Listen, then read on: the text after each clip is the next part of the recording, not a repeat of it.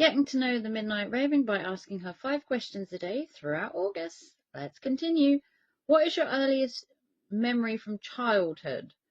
Earliest memory from childhood would be at playgroup, where we stuck this child in one of these tubes that you crawl through, and me and a friend held the ends together while the child was inside crying. I apologize. Can you describe your relationship with your parents during your formative years? Strained.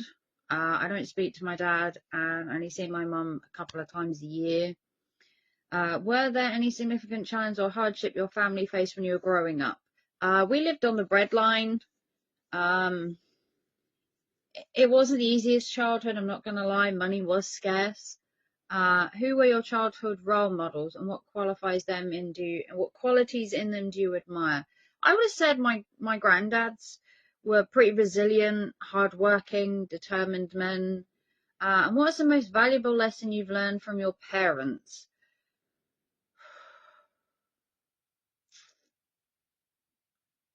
Not much. I'm not gonna lie, I didn't really learn much from my parents. They weren't really around. My dad was scarce, and my mum